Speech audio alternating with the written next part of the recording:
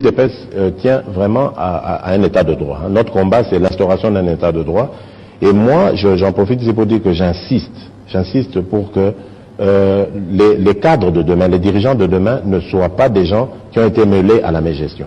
Et donc, quel que soit notre allié de coalition, si jamais le peuple le décide ainsi, eh ben, il devra se débarrasser de tous les mauvais gestionnaires. Ou bien, ils seront rattrapés par la justice et mis en prison. Parce qu'il faut que dans ce pays, on mette fin à la corruption, il faut.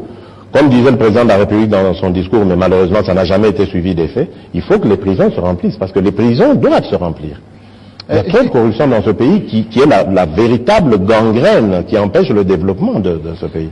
L'UDPS tient vraiment à un état de droit. Notre combat, c'est l'instauration d'un état de droit. Et moi, j'en profite ici pour dire que j'insiste pour que les cadres de demain, les dirigeants de demain ne soient pas des gens qui ont été mêlés à la mégestion. Et donc, quel que soit notre allié de coalition, si jamais le peuple le décide ainsi, eh ben, il devra se débarrasser de tous les mauvais gestionnaires. Ou bien, ils seront rattrapés par la justice et mis en prison. Parce qu'il faut que dans ce pays, on mette fin à la corruption, il faut.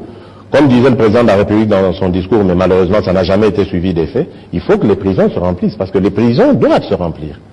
Il y a trop de corruption dans ce pays qui est la véritable gangrène qui empêche le développement de ce pays.